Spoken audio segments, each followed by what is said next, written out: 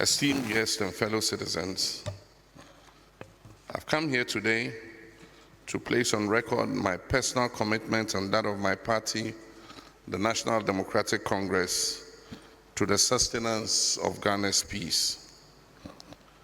At the very outset, let me indicate that we in the NDC remain eternally committed to the building of a peaceful and prosperous country in which the aspirations of all our people can be met. Our active participation in this event is an indication of its importance in the overall effort to guarantee peace and ensure the preservation of our nation in the aftermath of the upcoming elections. We cannot emphasize enough the importance of maintaining peace throughout this process, before, during, and after. Peace is the foundation upon which our democracy is built, and it is essential that we preserve it even during these critical times. We're all too aware of the devastating consequences of electoral violence in other countries. We cannot afford to traverse that same path.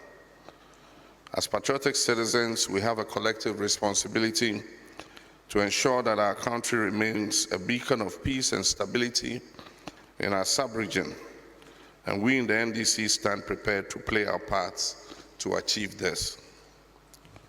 As citizens, we must recognize that our actions have consequences. While some verbal jousting is to be expected in our daily politicking, divisive language, hate speech, and inflammatory rhetoric that can incite violence should have no place. Temperance, tolerance, understanding, and respect for one another's opinions and beliefs should be the guiding principle upon which our politics is practiced. On our part, as political leaders, we must prioritize peace and unity in our campaigns and avoid unsubstantiated allegations and focus on issue-based campaigning. We must compete on ideas and not on insults. To our security agencies, I commend you for your tireless efforts in maintaining law and order, and I urge you to remain impartial and professional in your duties, ensuring that all citizens can exercise their rights to vote without fear or intimidation. To our media practitioners, I encourage you to promote balanced and accurate reporting, and we must avoid misleading the electorate by deceiving them that some parties are going to vote on one day and others are going to vote on another day. We must avoid sensationalism and speculation and focus on providing credible information that promotes peace and understanding. I also wish to commend the Electoral Commission for the cooperation we have enjoyed so far, and it is my hope that all electoral officers will conduct themselves in a manner that is impartial and neutral in order to avoid any disputes. However, it is all well and good for us to commit to peace and recite beautiful platitudes.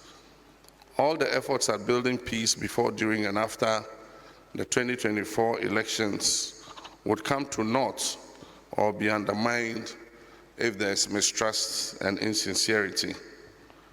Mistrust is built through a mismatch between words and gaslighting on the part of those in authority.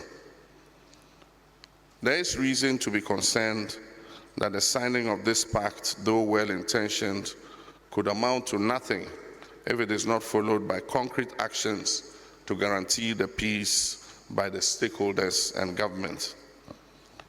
Events and happenings during the last election and during the Awaso West Wuogon by-election create considerable doubts about the genuineness of some of the commitments that we might make today.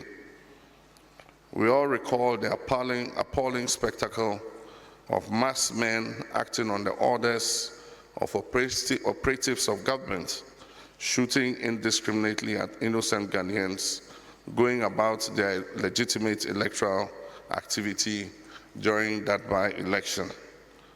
Some of the victims of that shooting incident remain incapacitated up till now.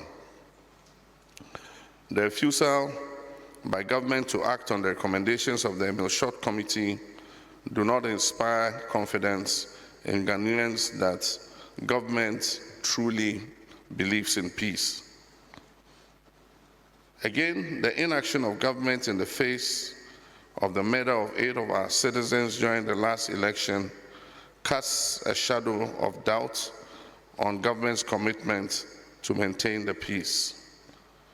How are we to believe that such killings will not reoccur during this election as well?